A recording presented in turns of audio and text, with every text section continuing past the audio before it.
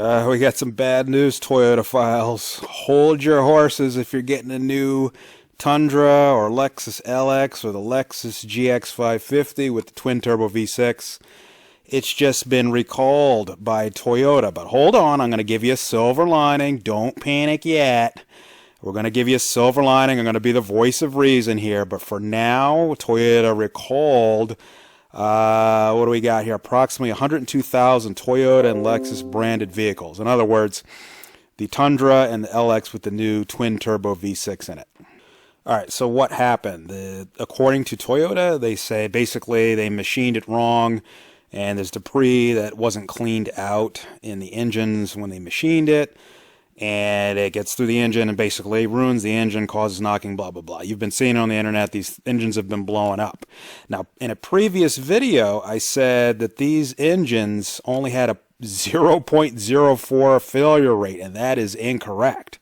But the reason I said that is because the data at the time only hinted at about 100 failures. I rounded it up to 100. I took all the internet anecdotes online and rounded that number to a good healthy 100. Well, that's the data we had on actual failures because Toyota wasn't telling anybody what was going on. But now Toyota finally is speaking.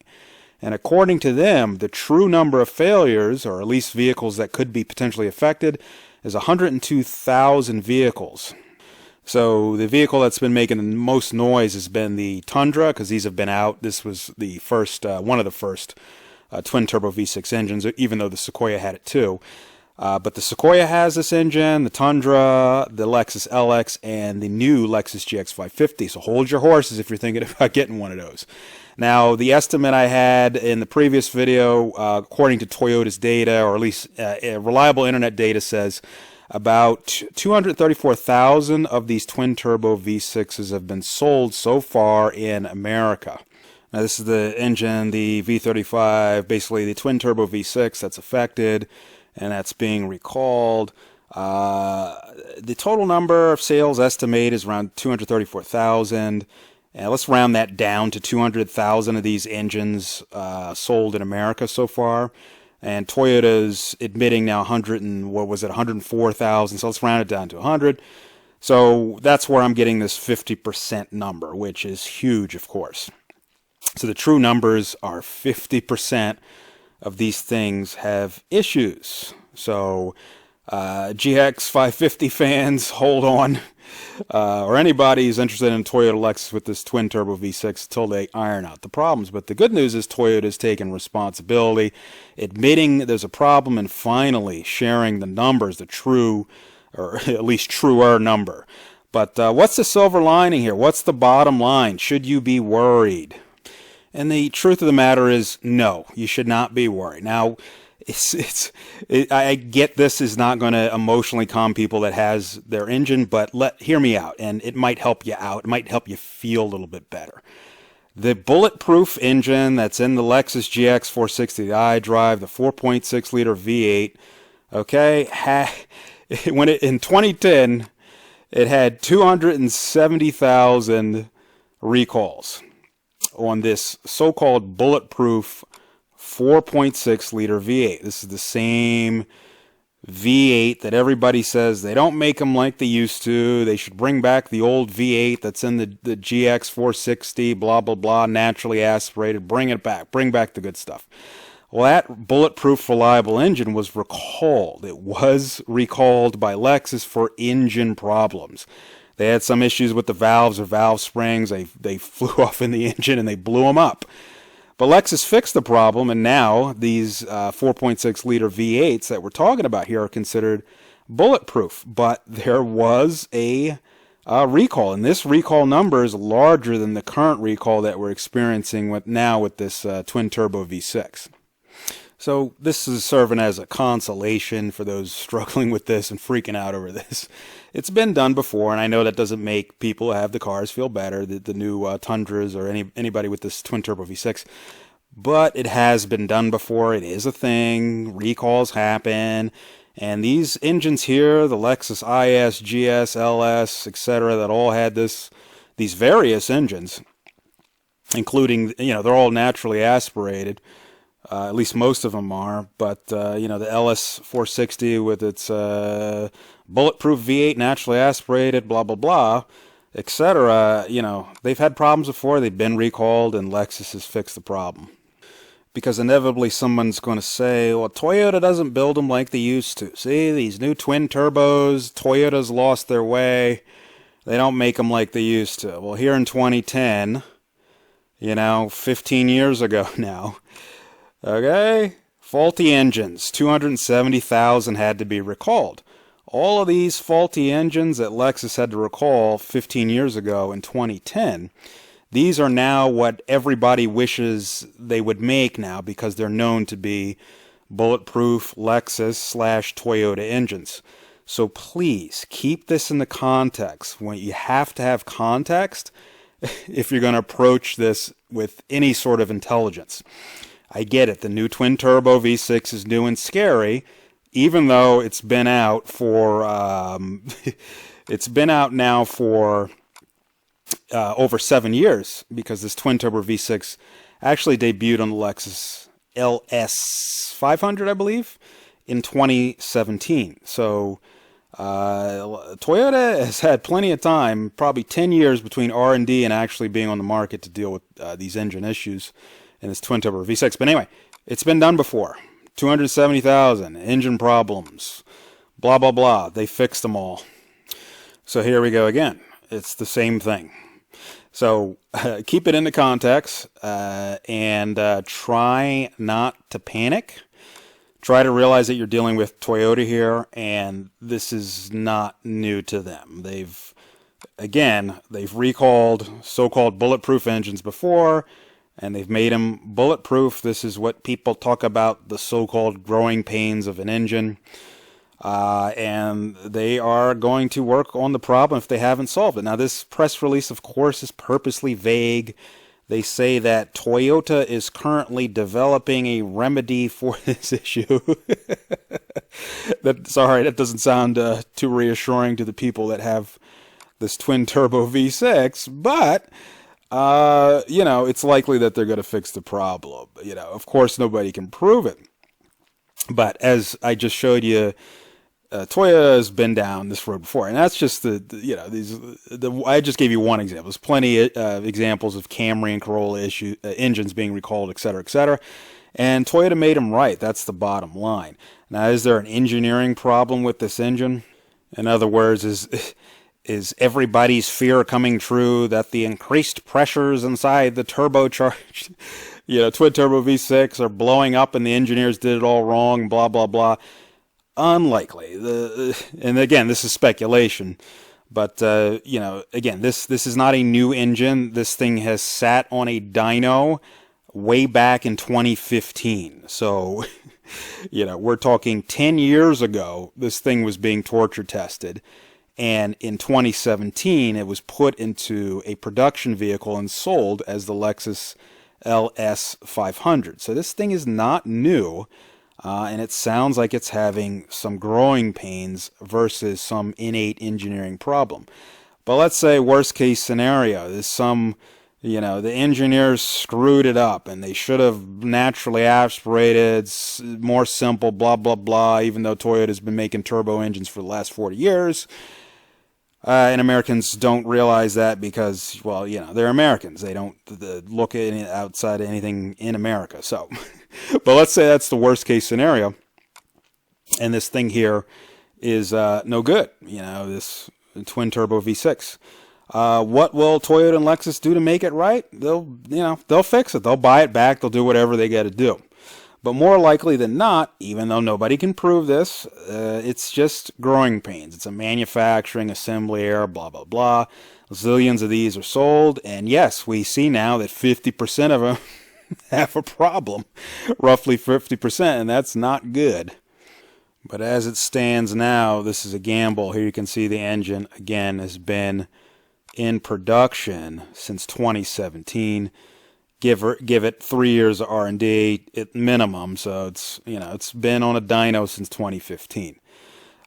So you're going to have to make the decision ultimately if it's worth the gamble or not. The pragmatic, common sense thing to do is what everybody says, which is Simply wait for the bugs and kinks to be worked out. Do I think this personally is some sort of disaster that Toyota has created? No, because I've been seeing these LS500s on the road out here in Southern California with this engine for years now, since 2017. These things have probably got over 100,000 miles on them on the road, and they don't have problems. I've been seeing the Sequoia with this same twin-turbo V6 in its truck format out here on the road, and they don't have problems. But Toyota is saying 50% of them do have problems or could have problems. So that's the math, and that's the bottom line, and those numbers aren't good. And that's what you should go by is, are you willing to take that risk there with that big number? Again, 102,000 is a big number. So they have an issue. There's no way around it. There's no way to sugarcoat it. I'm struggling to make this sound better for people that are watching this that have this engine. I'm really having a hard time.